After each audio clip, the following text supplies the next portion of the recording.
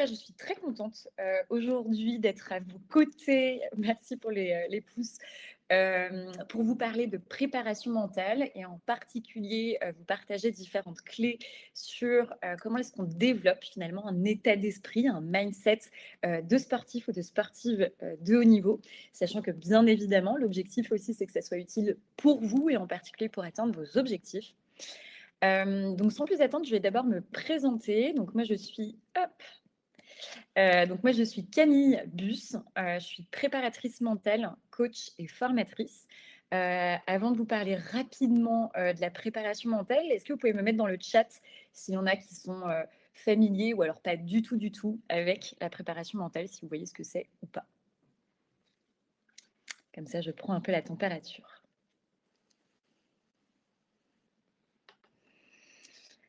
Jérôme, pas du tout, pas tellement, non. Ok. Eh ben, très bien, justement, je vais vous démystifier en tout cas ce que c'est la préparation mentale. Vous en avez peut-être entendu justement dans le sport de haut niveau, un petit peu pour Léa.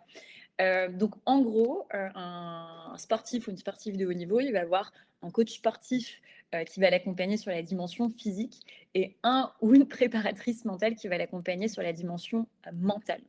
Quand on parle d'accompagnement sur la dimension mentale, de quoi est-ce qu'on parle exactement?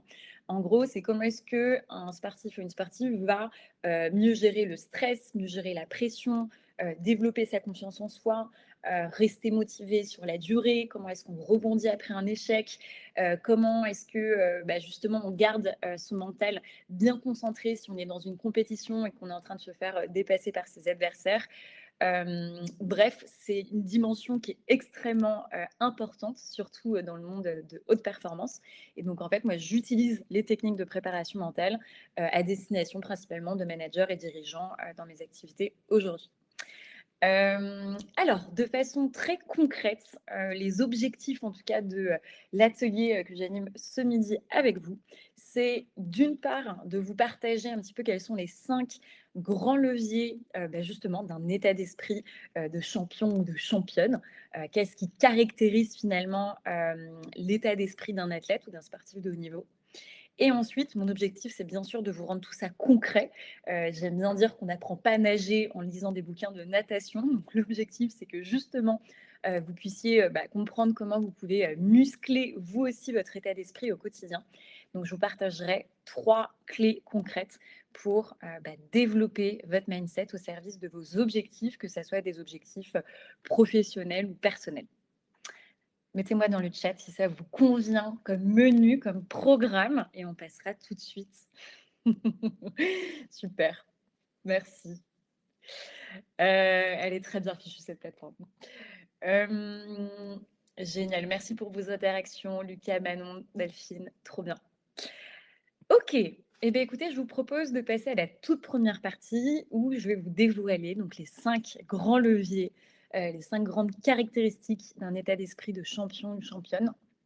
Avant de vous les partager, à votre avis, justement, je suis assez preneuse de vos retours, qu'est-ce qui caractérise un état d'esprit d'athlète selon vous? Qu'est-ce qui est spécifique aux champions et aux championnes? Yes, Lucas, la persévérance, Antoine, la résilience,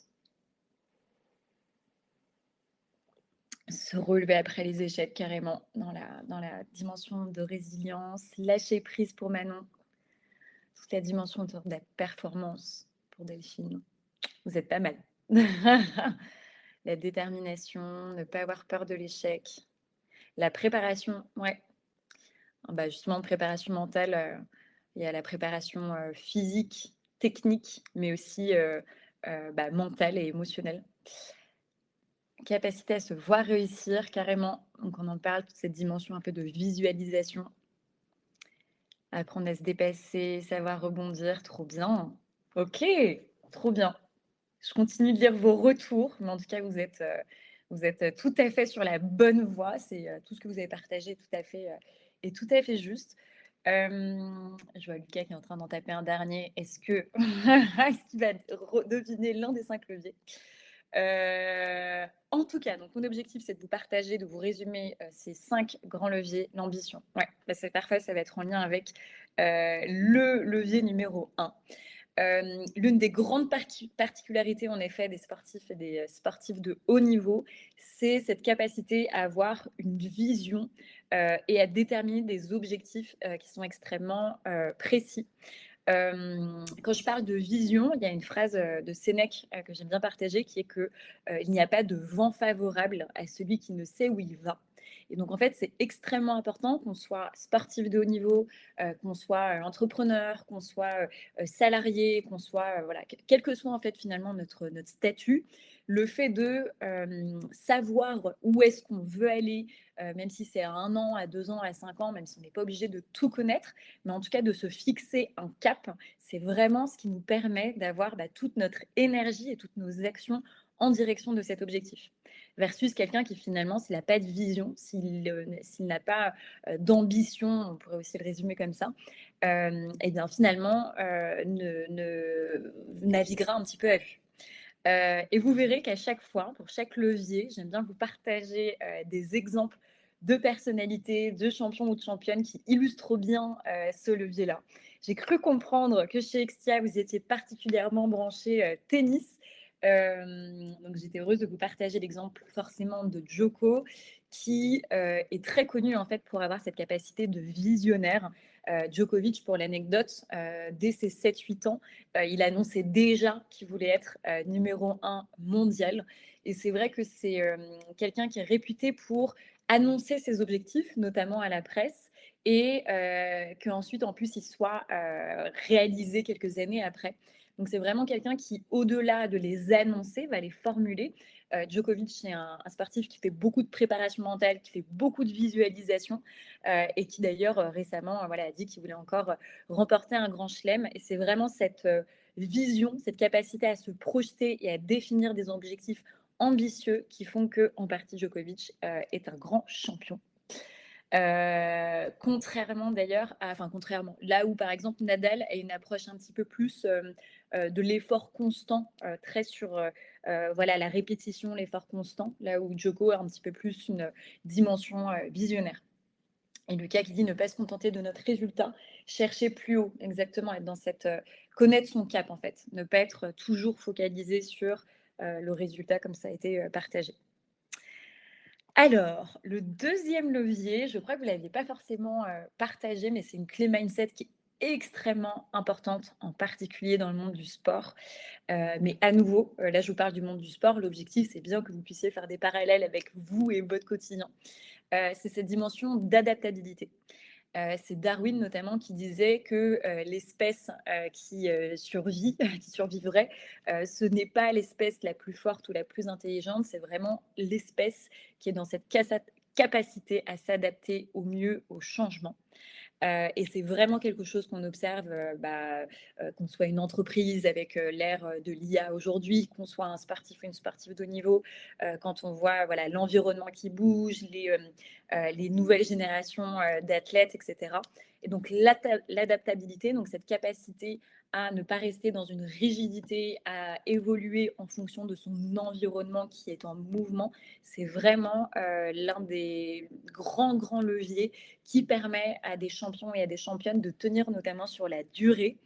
L'une des championnes justement à nouveau dans le tennis, voilà, qui a vraiment cette capacité à avoir, bien mêlé, une grande force de puissance qu'elle a en elle, mais aussi une grande force d'adaptabilité. C'est bien évidemment Serena Williams, que vous connaissez, très certainement. Et Serena Williams, c'est vrai que l'une de ses particularités, c'est qu'elle a vraiment été, enfin, c'est l'une des plus grandes sportives qui a tenu aussi longtemps sur 2 dizaines d'années, sur 2 générations. Et la particularité justement de Serena Williams, c'est, malgré, le fait qu'elle ait avancé en âge et cetera, elle a continué à faire évoluer sa pratique, à faire évoluer, sa technique, à faire évoluer, sa façon de s'entraîner, là où au départ il y avait une forme de rigidité. Et surtout, elle a continué de s'adapter face à une nouvelle génération, de sportives de haut niveau, notamment dans le tennis, qui étaient plus athlétiques, qui étaient plus rapides et auxquelles elle a réussi à garder énormément de performances, de compétitivité. Et donc voilà, l'une des grandes athlètes aussi qui a su s'adapter au mieux, c'est Serena Williams dans le tennis. Ensuite, le troisième levier, je ne suis pas sûre qu'il soit vraiment ressorti. Alors, il y avait quand même cette dimension de lâcher prise, de gestion du stress aussi, qui est extrêmement importante. Et bien évidemment, comme je vous le disais, en tant que préparatrice mentale, c'est l'une des grandes dimensions sur lesquelles on accompagne.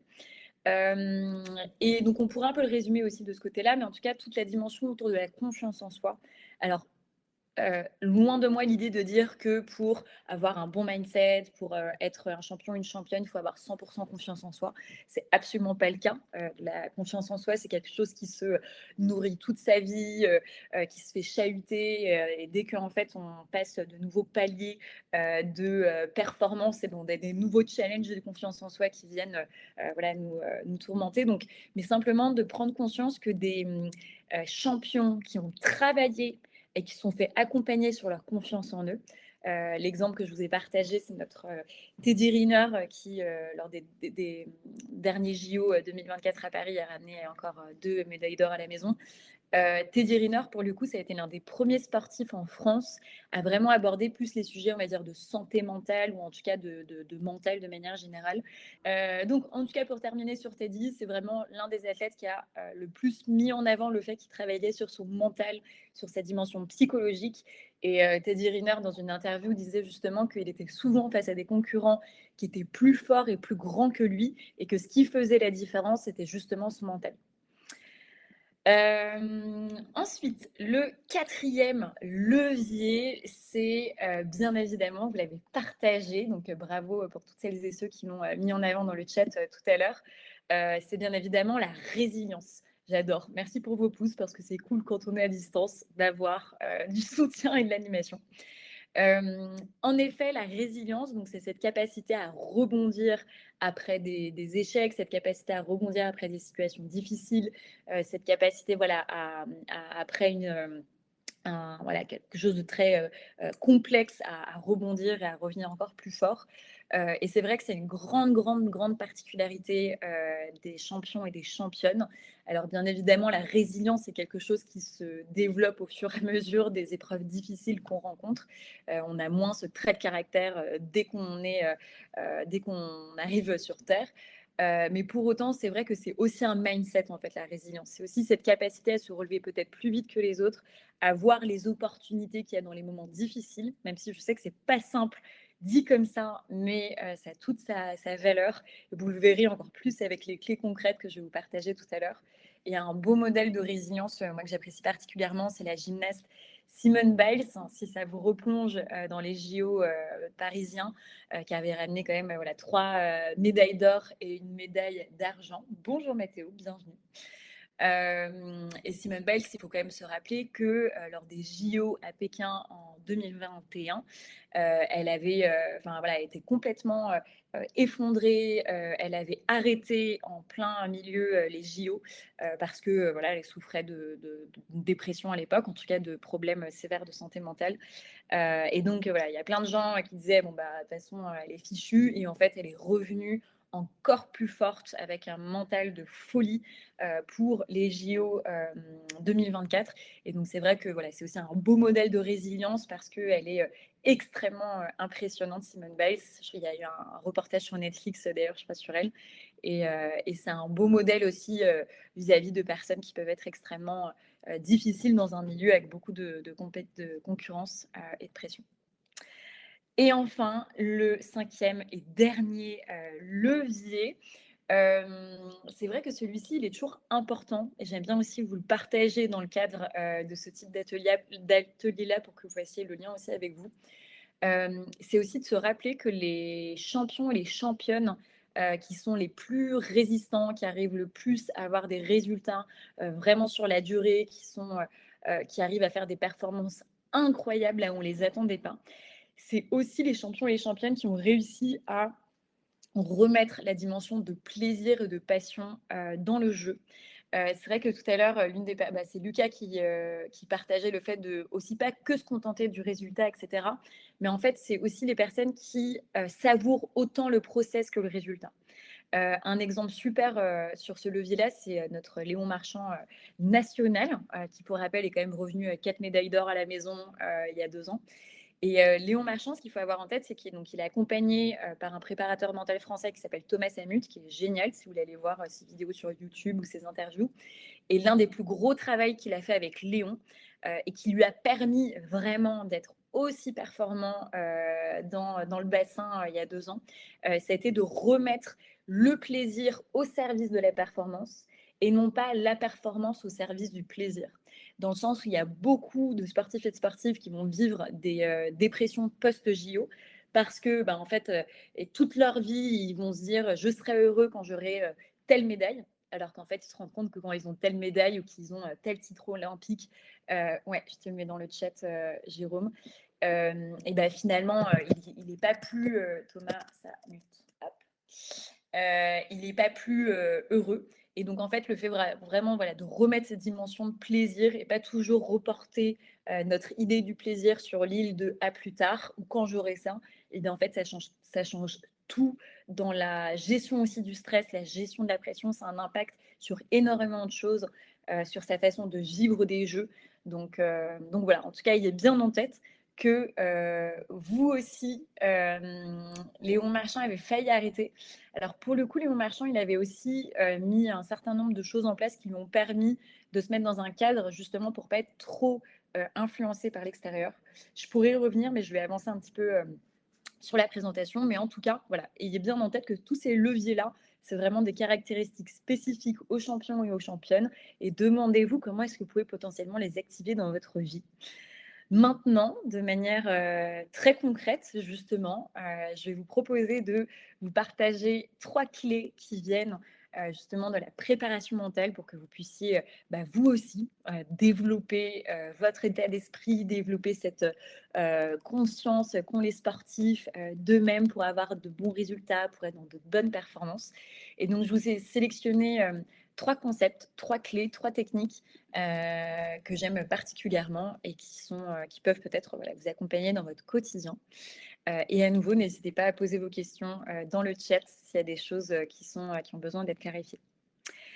Donc la toute première clé que je voulais vous partager, c'est le concept de la zone de maîtrise. Alors, je vais bien évidemment venir l'illustrer. Donc, en fait, ce qu'il faut avoir en tête, c'est que en tant qu'être humain, au quotidien, on passe par différentes zones. La toute première que je vous partage, c'est donc ce qu'on appelle la zone de maîtrise. La zone de maîtrise, c'est la zone dans laquelle vous vous trouvez quand vous avez des comportements qui sont adaptés à la situation, quand vos émotions sont régulées, quand vous avez cette capacité à prendre du recul. Enfin voilà, là j'imagine, en tout cas à distance, que si vous n'êtes pas dans un énorme stress ou une énorme fatigue ou démotivation, etc., vous êtes plutôt dans votre zone de maîtrise. C'est-à-dire que vous avez cette bonne capacité à réagir aux événements, à prendre des décisions éclairées et à ne pas surréagir si vous avez une remarque ou ce type de choses-là. Donc ça, c'est ce qu'on appelle la zone de maîtrise.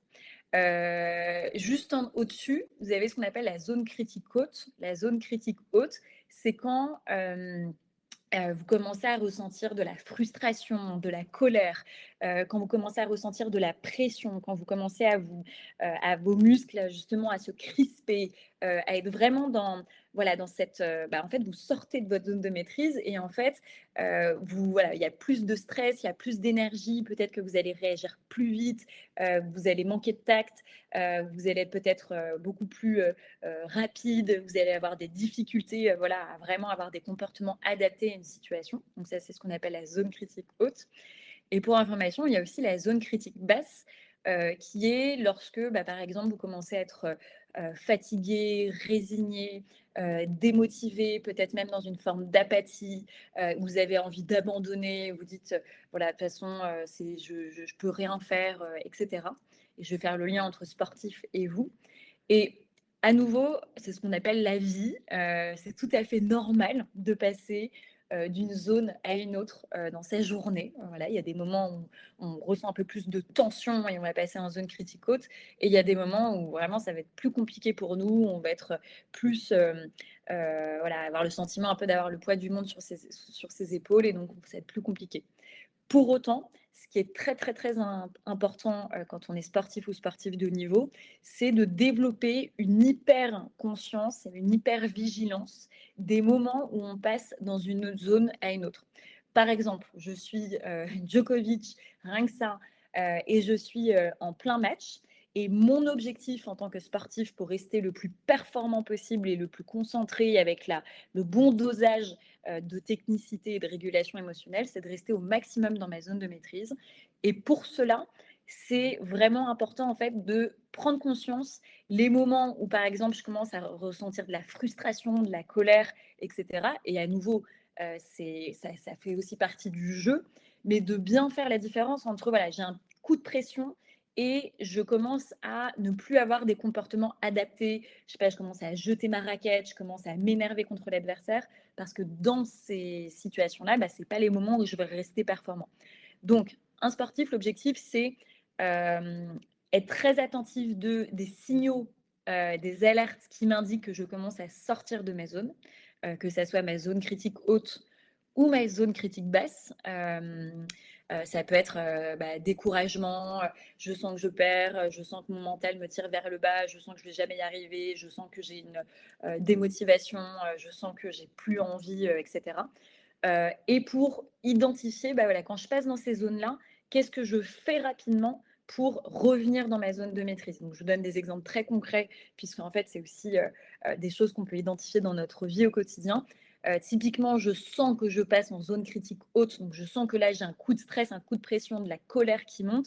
Eh bien, je vais prendre 30 secondes pour respirer, expirer, me remettre dans ma bulle, sentir bien mes appuis et me connecter. Alors en préparation mentale, on a des techniques comme par exemple ce qu'on appelle l'ancrage ou ce type de choses qui permettent voilà, de revenir dans un état bah, plus de maîtrise.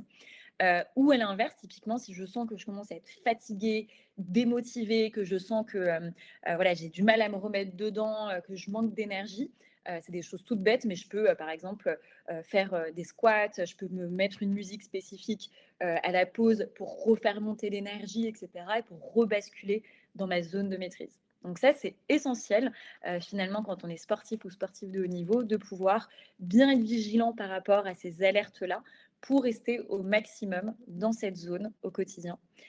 Et donc, de manière très concrète pour vous, moi, ce que je vous invite à faire, c'est de se dire, bah tiens, dans mon quotidien, en tant que salarié, collaborateur, manager, qu'importe, c'est quand les moments où je sens que je passe en zone critique haute ou en zone critique basse. À nouveau, il n'y a pas de bien ou de mal, mais c'est juste un peu débrancher le pilote automatique pour plus facilement prendre conscience de ces états et de ces alertes.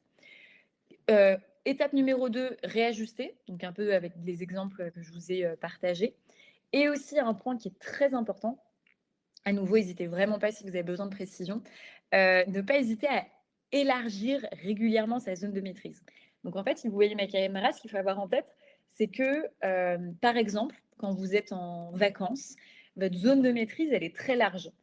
Dans le sens où voilà, vous êtes détendu, tout va bien, vous êtes bien reposé. Donc si par exemple dans la rue, quelqu'un va vous donner un coup d'épaule sans faire exprès, ça va, c'est pas grave, tranquillou, etc. En revanche, si vous êtes dans une période où vous avez beaucoup de stress au boulot, vous êtes fatigué, vous pouvez avoir, je sais pas, peut-être des problèmes personnels, vous n'avez pas pu faire de sport depuis longtemps, votre alimentation, comme vous êtes fatigué, elle est très riche, donc elle vous tire de l'énergie, etc. Bah, votre zone de maîtrise, elle va être beaucoup plus étroite. Et donc, la même personne qui va vous faire un petit coup d'épaule sans faire exprès dans la rue, vous allez réagir au quart de tour, alors que c'est la même situation, mais c'est à nouveau votre zone de maîtrise qui est plus ou moins large.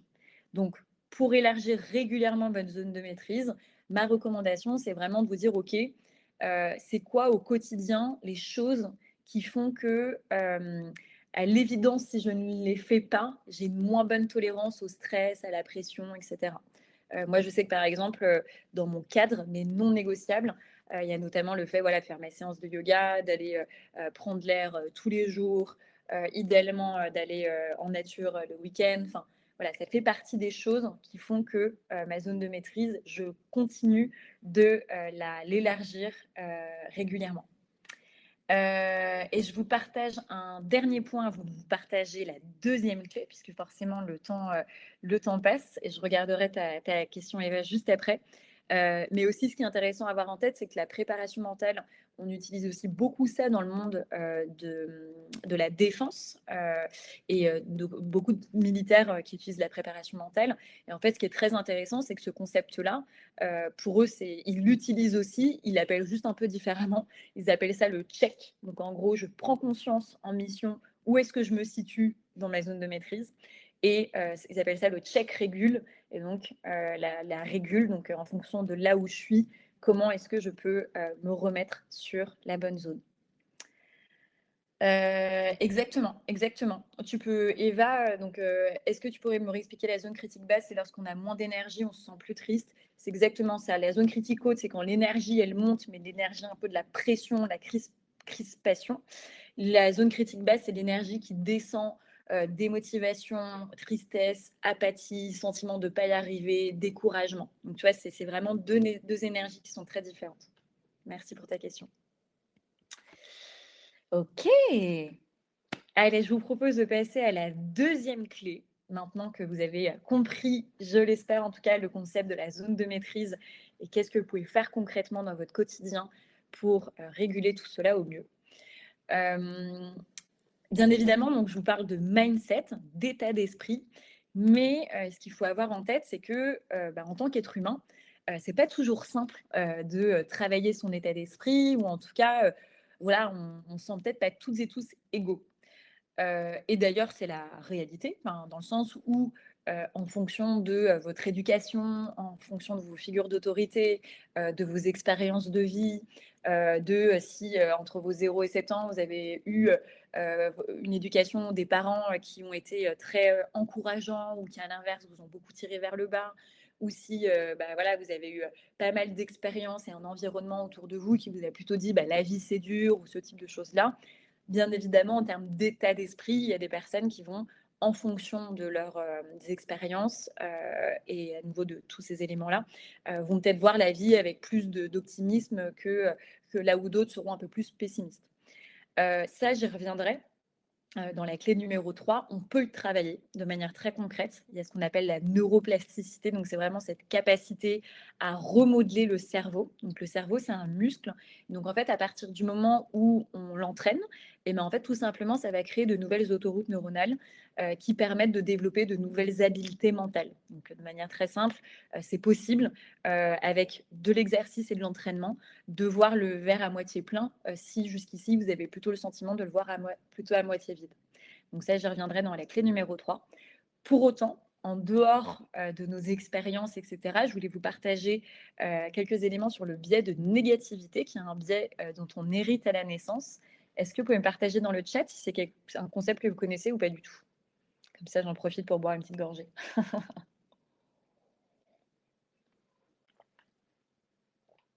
Pas du tout. Merci Delphine. Les autres, est-ce que le biais de négativité, je vois des pouces, donc peut-être certaines personnes en ont déjà entendu parler.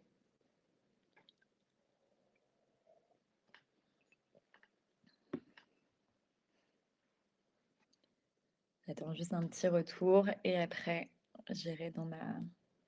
Par rapport aux croyances limitantes, alors c'est pas direct, enfin ça peut être lié aux croyances, mais un peu moins, pas avec cette définition, mais je pense que oui. Ok, merci pour vos retours. Ça me permet de voir que vous êtes toujours là. Alors, pour vous partager ce concept, je vous présente Hector. Hector, c'est l'un de nos ancêtres. C'est un homme Cro-Magnon, il y a quelques milliers d'années.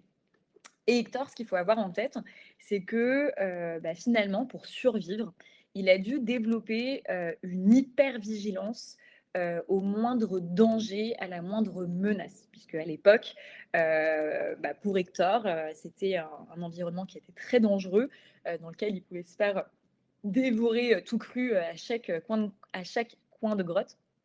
Et donc, Hector, il a vraiment modélisé son cerveau Il a tellement entraîné son cerveau à se focaliser sur les menaces, sur le danger, sur le négatif, que ça a installé ce qu'on appelle donc un biais de négativité. Le biais de négativité, c'est notre tendance naturelle en tant qu'être humain d'accorder plus d'importance au négatif qu'au positif. Donc l'un des fameux exemples, c'est vous faites une prise de parole, vous animez une réunion, vous avez 5 personnes qui vous disent «Oh, c'était génial, hyper clair, bravo Hector», etc. Et vous avez une personne qui va vous dire «Ah, dis donc, ça se voyait que tu n'étais pas très à l'aise, non?» Eh bien, vous allez accorder beaucoup plus d'importance à ce seul petit retour, alors qu'il y en avait 5 hyper positifs à côté. Donc, c'est ça qu'on appelle le biais de négativité, donc cette capacité naturelle qu'ont les individus à se focaliser plutôt sur le négatif que sur le positif, ou en tout cas d'accorder plus d'importance au négatif. Donc, le problème, c'est qu'aujourd'hui, on est en 2026. La menace de se faire dévorer tout cru à chaque coin de grotte n'existe plus, en tout cas de la même manière. Pour autant, ce biais, il est toujours présent. Donc, à nouveau, il n'y a rien de grave. La première étape, c'est déjà de le savoir, d'en prendre conscience, de ne pas subir ce biais-là. Et enfin, comme je suis aussi coach et praticienne en programmation neurolinguistique à côté, l'idée, c'est de se dire, OK, bon, ça existe. Comment est-ce que moi, en tant qu'être humain, Jérôme, Manon, Delphine, Eva, William ou autre, je peux être dans cette capacité à déjouer ce biais de négativité quand il se présente. Alors, en coaching, on va appeler ça les questions puissantes. Donc, à nouveau, c'est pas à utiliser pour des gros traumas. C'est vraiment des situations où vous sentez que ce biais il est en train de se déclencher dans des situations, on va dire, du quotidien, que ce soit dans la vie personnelle ou la vie professionnelle. Je vous donne deux exemples. Je sais pas, un exemple pro, vous étiez vous avez un poste qui est ouvert dans votre équipe, vous avez un candidat qui était génialissime, mais qui, en fait, vous a claqué dans les mains pour aller à la concurrence. Bien, naturellement, vous allez avoir plutôt des pensées négatives en mode, enfin, vous allez accorder plus d'importance à vos pensées négatives en mode j'ai perdu énormément de temps, c'est pas honnête, etc., etc. Et donc là, l'objectif, c'est plutôt de se dire, OK, comment est-ce que, allez, je déjoue un peu ce biais de négativité et j'essaye d'aller plus vers l'avant. Et donc, par exemple, c'est ce qu'on appelle des questions puissantes en coaching. N'hésitez pas à poser la question à voix haute à votre cerveau, même si voilà, parfois ça peut paraître un peu bizarre, de dire, OK, bon, objectivement, là, j'ai pas envie non plus de ressasser pendant des heures le négatif. Donc, dans cette situation, je me pose la question, c'est quoi les 1% de positif? Parce qu'il y a toujours 1% de positif dans une situation. À nouveau, là, je parle plutôt pour les situations du quotidien, dans lesquelles voilà, il y a des difficultés. Mais donc là, typiquement, vous pourriez dire, bon, bah, je suis hyper frustrée par cette personne qui m'a claqué entre les doigts, mais objectivement, ça m'a permis de me rendre compte que peut-être que ma fiche de poste, bah, c'est peut-être un peu rechercher le mouton à 5 pattes. Ça m'a permis de me rendre compte plutôt de peut-être de la tendance du marché sur la politique de rémunération. Bon, bah, objectivement, j'avais bloqué du temps pour faire l'intégration de ce nouveau collaborateur et donc en fait, ça me libère du temps. Voilà. Et donc en fait, ça permet plus facilement à notre cerveau de faire une redirection de la pensée, de basculer. D'autres questions qui fonctionnent très bien aussi, notamment dans le monde du sport, c'est OK, ouais, cette situation, elle me rend dingue, elle est pourrie. Je sens que le biais de négativité est en train de bien s'activer. Et donc, pour le déjouer, je me pose la question OK, qu'est-ce que j'apprends? Qu'est-ce que j'y gagne? Ou enfin, si vous avez vraiment la flemme dans une situation où vous sentez que votre cerveau va être plus attiré par des pensées négatives, mais que vous avez un peu la flemme de vous dire c'est quoi les 1% de positif dans cette situation, ce que je peux comprendre, ayez simplement le réflexe de couper en fait, de faire une rupture de pattern. Par exemple, si vous avez reçu un mail qui vous génère du stress quand vous êtes sur votre ordinateur, je peux vous assurer que si vous restez sur votre ordinateur à répondre, etc., vous n'allez pas faire cette coupure qui va permettre à votre cerveau de changer de mode. Donc là, ce qui est très important aussi, c'est vraiment de se dire, OK, là, je sens que toutes mes pensées sont attirées par ce biais-là, ou en tout cas par des pensées négatives qui peuvent être légitimes à nouveau. gros, c'est pas le sujet. Mais donc, je décide de couper la machine.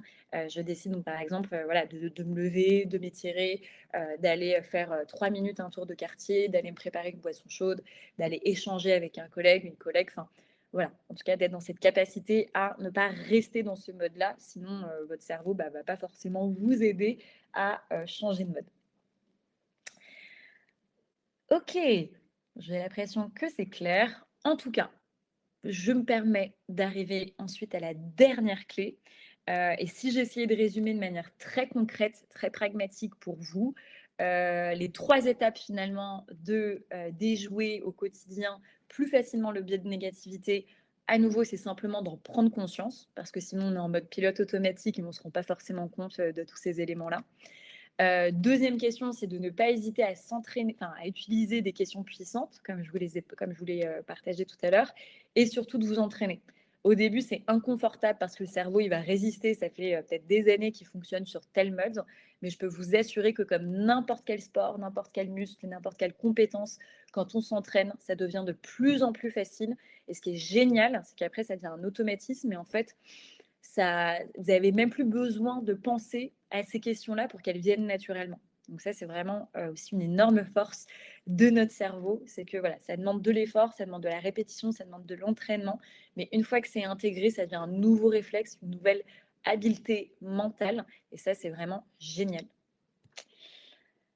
Alors, je vois qu'il est 25, donc je vais terminer ma présentation à 35, comme ça il y aura 10 minutes de questions-réponses pour celles et ceux qui en ont. N'hésitez pas en tout cas à les noter ou à me faire voilà, vos partages, vos réactions. Génial, merci beaucoup pour les retours. Et donc j'arrive, ah oui, avant d'arriver à la dernière et troisième clé, vous avez pas mal parlé d'ailleurs au démarrage quand on parle de mindset, de cette capacité à rebondir après un échec. S'il y en a qui veulent prendre en photo le slide ou en tout cas les noter, ayez en tête qu'il y a 7 questions qui permettent de rebondir beaucoup plus facilement après un échec. Parce qu'à nouveau, après un échec, on peut être très tenté de se déresponsabiliser, très tenté de voir voilà, le négatif dans cette situation. Et en fait, à nouveau, le cerveau, forcément, si vous il y a une phrase que j'aime bien qui est plus je mets, là où je mets mon attention prend de l'expansion. Donc plus je mets mon attention sur le fait que j'ai été nulle ou que j'aurais pas dû faire ça, etc., plus ça va prendre de l'expansion dans mon quotidien. Alors que plus je mets mon attention peut-être sur comment est-ce que je peux évoluer, ok, c'est quoi ma responsabilité dans tel événement, etc., plus forcément ça va prendre de la place. Donc les 7 grandes questions que vous pouvez vous poser si vous vivez un échec, pas forcément dans le monde du sport, mais ça peut être voilà, au quotidien, pro, perso, qu'importe. C'est de vous dire, ok, bah, dans cette situation déjà, de quoi est-ce que vous n'êtes pas responsable. Important aussi de dézoomer et de se dire bah, de quoi je ne suis pas responsable, qu'est-ce qui ne dépendait pas de moi clairement dans cette situation. À l'inverse, aussi de se dire bah, de quoi est-ce que j'étais complètement responsable. Pas pour vous accabler, mais pour identifier ce sur quoi vous pouvez agir. Ensuite, vous pouvez vous dire, bah tiens, imaginons qu'on parle d'une prise de parole en public. Suite à cette prise de parole en public que tu considères comme un échec, qu'est-ce que tu as quand même bien fait et que tu as envie de garder pour la prochaine fois? Ah bon, si je suis objective, j'ai quand même aimé la façon dont j'ai géré mon intro. OK, maintenant qu'est-ce que tu as envie d'enlever? Bon, bah, clairement, j'étais pas assez préparée, j'étais stressée, je suis arrivée fatiguée et ça, je veux plus du tout que ça soit le cas la prochaine fois. OK, maintenant est-ce qu'il y a un point que tu as un peu aimé, mais que tu aimerais vraiment améliorer? J'aimerais vraiment améliorer, par exemple, ma préparation. Est-ce qu'il y a quelque chose même que tu voudrais ajouter? Bah, tiens, j'aimerais peut-être, ajouter un peu plus de légèreté, une touche d'humour et cetera. OK, maintenant dans cette situation, qu'est-ce que tu apprends? Eh bien, j'apprends que, je suis pas morte, j'apprends que j'ai quand même eu quelques retours, même si j'ai senti que c'était, cata, à l'intérieur de moi, et cetera, et cetera. Bon, je vous ai fait une démo, improvisée, mais en tout cas, ça vous donne, en tout cas, l'état d'esprit et cette, dynamique justement envoie des signaux à votre cerveau qui permet justement, hem, d'aller plus vers une pensée évolutive. OK, en parlant de pensée évolutive, j'espère que vous êtes toujours bien, présents. Génial.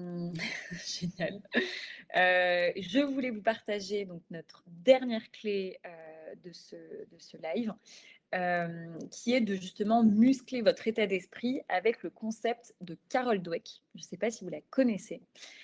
Carol Dweck, c'est une chercheuse en psychologie américaine, que vous voyez là sur la droite, qui est vraiment voilà, une très grande aussi neuroscientifique. Elle est professeure à Stanford, elle est auteure, elle est conférencière.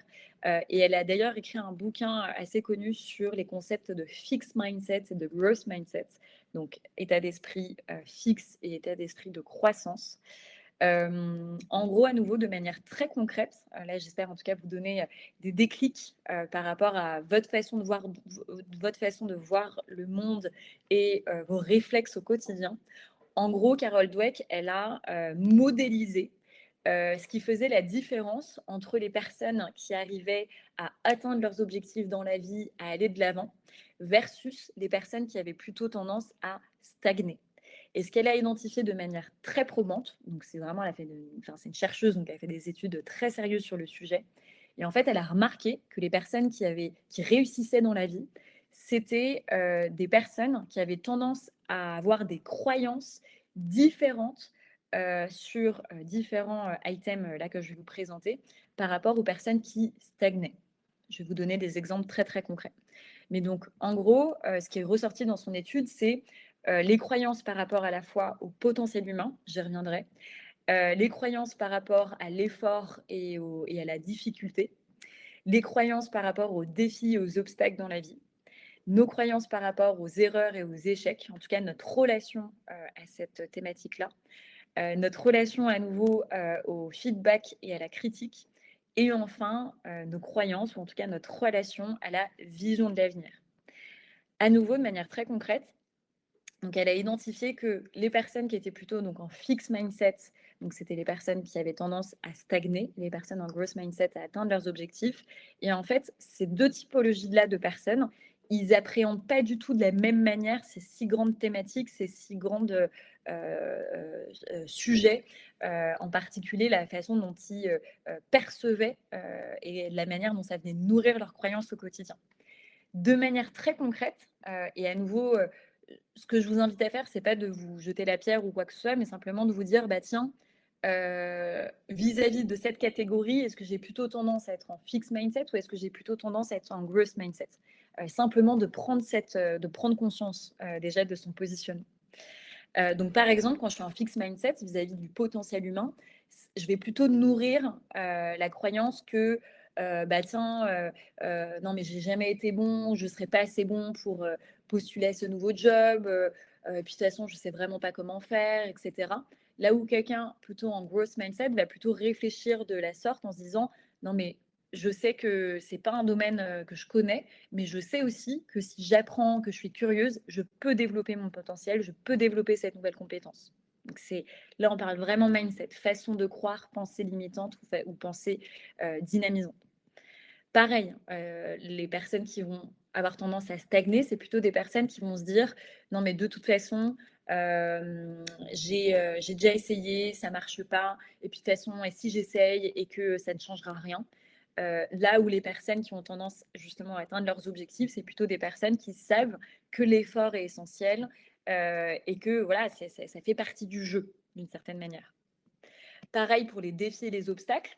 Soit les personnes qui stagnent vont plutôt avoir tendance à se dire non mais c'est trop stressant ce nouveau challenge, ce nouveau poste, cette nouvelle mission. Non mais et si j'échoue, et si je suis pas la bonne personne, et si. Alors que les personnes qui ont plutôt tendance à aller de l'avant, et ben, vont se dire mais en fait les défis et les obstacles c'est vraiment des opportunités de croissance.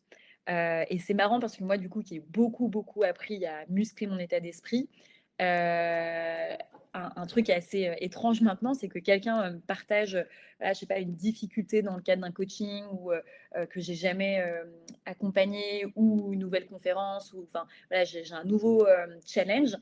Mon réflexe maintenant aujourd'hui, c'est de dire mais c'est génial parce que je sais que la peur est égale à un levier de croissance. Les défis est égal à un levier de croissance. À nouveau, ça ne veut pas dire que j'ai toujours été comme ça. J'étais plutôt anxieuse comme personnalité par le passé. Mais en tout cas, voilà, ça a été le fait de m'entraîner à réfléchir comme ça, et je vous dirai ensuite comment on fera, qui permettait de faire la différence. Donc bon, je pense en tout cas que vous avez bien compris, la logique. Je vous ai partagé un peu d'autres exemples, par rapport à ça. Mais simplement, voilà, de se dire qu'il y a des personnes qui vont se dire, que, «Ah bah voilà, j'ai encore échoué, ah bah tiens, ah mais non, mais si j'ai pas réussi, c'est à cause de ci ou à cause de ça». Et en fait, voilà, il y a des personnes qui savent que les erreurs, les échecs, c'est des super rebonds, des super façons de s'améliorer. Pareil, en relation, au feedback ou aux critiques. Certaines personnes vont dire: «Non mais, elle se prend pour qui? À me faire un retour, je lui ai rien demandé, elle me juge», ou se focaliser sur le négatif. Alors que dans la réalité, les personnes qui ont plutôt tendance à aller de l'avant, à être en growth mindset, ça va te dire: «Mais le feedback, c'est une merveilleuse opportunité de progresser», et à nouveau, en fait, c'est à moi de faire le tri dans les feedbacks, reçus. Enfin, voilà, c'est pas, argent comptant pour autant. J'ai l'impression que ça parle à certains ou certaines. Et enfin, c'est vis-à-vis de la vision de l'avenir. Donc là, c'est plutôt ce qu'on pourrait dire, vers regarder le verre à moitié plein plutôt qu'à moitié vide.